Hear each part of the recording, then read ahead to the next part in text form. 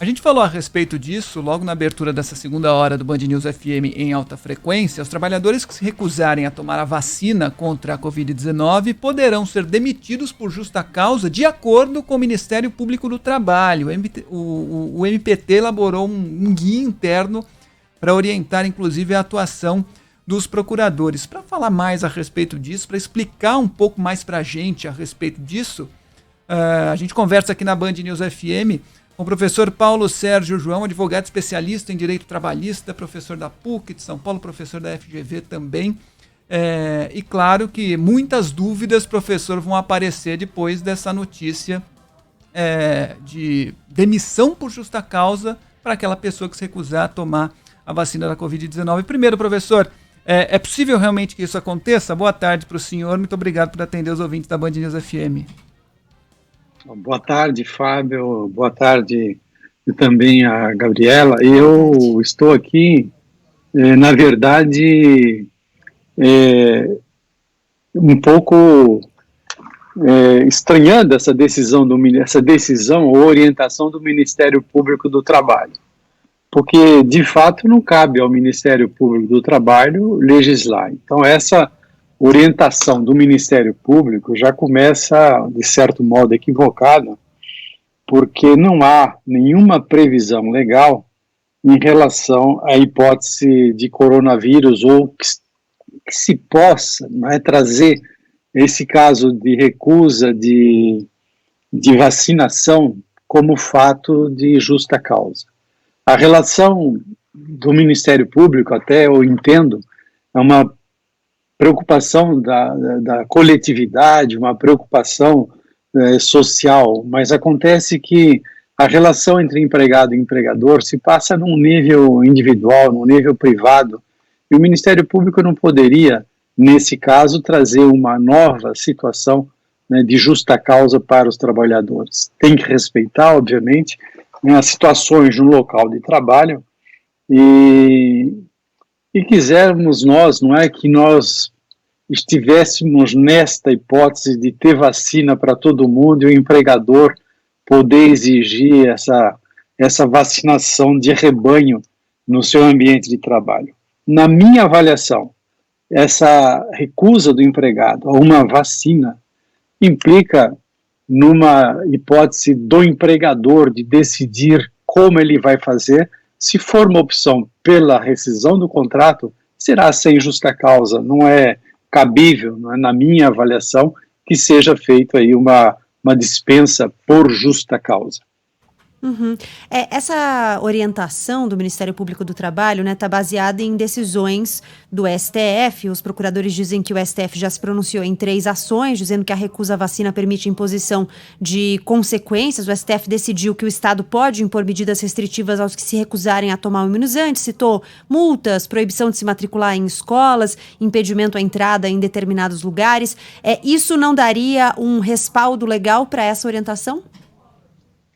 Então, veja bem, o Supremo Tribunal Federal decidiu no âmbito público, no âmbito das políticas públicas. Então, o Estado pode estabelecer restrições, estabelecer condições, como, aliás, já existe a vacinação, o controle de vacinação de poliomielite, de sarampo, enfim, e tantas outras. Isso o Estado pode, porque é uma questão de saúde pública, mas não na relação privada. O que o Supremo Tribunal Federal disse que é constitucional. O que é inconstitucional é a vacinação por obrigação, a vacinação de uma forma forçada, de um modo forçado é que não pode. Então, neste caso, se não pode de modo forçado, nem pelo Estado, o particular, obviamente, não poderia impor ao empregado uma rescisão por justa causa que implica perda de direitos trabalhistas em razão de eventual recusa, se ele for aí dos negacionistas. Professor, é claro que a gente orienta todo mundo a se vacinar, todo mundo deve se vacinar, é um bem coletivo, né? Você faz bem a você e faz bem também ao próximo e a todos que estão ao seu redor. Então, a princípio é isso, vacine-se. Mas, por um acaso, o senhor já disse aí que não concorda com essa demissão por justa causa. Por um acaso, o empregado que se recusa a vacinar, é demitido por determinada empresa, mesmo que receba os seus direitos por causa dessa demissão. O senhor vê aí uma brecha de um possível processo, olha, me demitiu porque eu não quis me vacinar e isso realmente não pode acontecer? Pode, eventualmente, claro que ele pode ajuizar uma ação, mas não me parece que a preocupação do empregador, neste momento, seja discriminatória, porque, de fato, o empregador está imbuído de uma obrigação social. Se ele considera que todos devem ser vacinados no ambiente de trabalho, não há como buscar o empregado aí uma discriminação porque ele não vacinou e foi despedido, porque aí a proteção da coletividade prevalece. Uhum. E na orientação do Ministério Público do Trabalho, a gente até contou com a nossa reportagem aqui mais cedo, há uma menção de que há um dever do empregador em garantir os meios para que os funcionários estejam saudáveis ou tenham acesso aí aos recursos de saúde. O que significa exatamente esse dever do empregador? Como é que a gente pode entender isso? De alguma maneira, isso pode ser imposto também?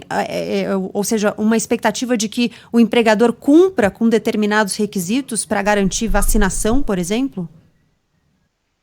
Então, para garantir vacinação, não me parece que o empregador ele pode ser um veículo, pode ser um incentivador, né, mas ele não pode ser um garantidor de que todos se vacinem. As empresas, o empregador tem uma obrigação de cuidado do ambiente de trabalho. O ambiente de trabalho deve ser adequado, deve ser digno, né, e deve respeitar um ao outro, deve respeitar. E nesse momento, em relação à questão da pandemia, dado inclusive a declaração de calamidade pública, há necessidade, essa obrigação, essa função social do empregador de cuidar do ambiente de trabalho, exigir o uso de máscaras, né?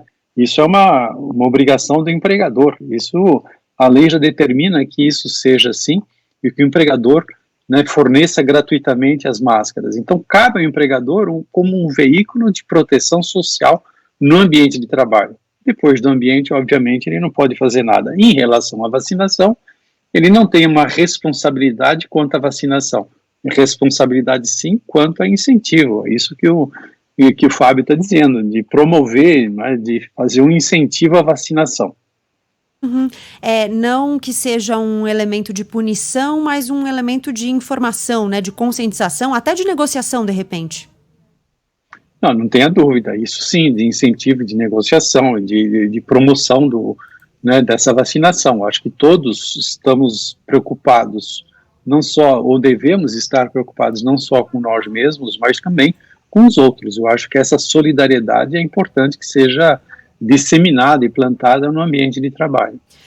Professor, vou aproveitar que o senhor está aqui e perguntar algo que tem a ver com essa medida, mas também tem a ver com outros elementos do momento que a gente vive, que é o cuidado que uma empresa precisa ter ou deve ter com a saúde de seus funcionários no seguinte sentido. A gente sabe que tem um monte de pessoas que estão mais vulneráveis aos efeitos da Covid-19 do que outras, pessoas que fazem parte de grupos de risco e algumas pessoas, inclusive, para entrar no ponto da vacinação, que não poderão tomar a vacina. Ou momentaneamente, porque, por exemplo, mulheres grávidas, a princípio, não vão poder tomar, ou definitivamente porque tem alguma ali limitação que impede a aplicação da vacina. De alguma maneira, a empresa é responsável pela proteção desses trabalhadores? Ela precisa criar alternativas ou possibilidades para que eles estejam protegidos? O home office, por exemplo? Sim, uma das incumbências, a responsabilidade da empresa é justamente proteger aquele grupo que é vulnerável. Se o grupo está numa condição de risco, a empresa tem que oferecer todas as oportunidades para que o trabalho seja desenvolvido e o trabalhador não se submeta a risco. Um exemplo típico só do caso dos maiores de 60 anos. Se é um grupo de vulnerável, não pode trabalhar. Então, há que promover o trabalho por home office ou transformar o contrato de trabalho em teletrabalho.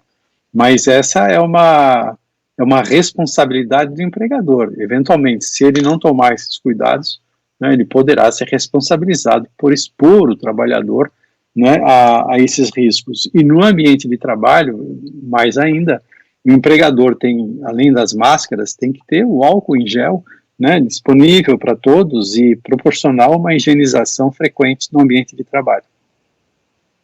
Muito bem, agradeço ao professor Paulo Sérgio João, advogado especialista em direito trabalhista, professor da PUC de São Paulo, também da FGV, esclarecendo esses pontos importantes para a gente e para os ouvintes da Band News FM. Muito obrigado, professor. Até uma próxima. Obrigada.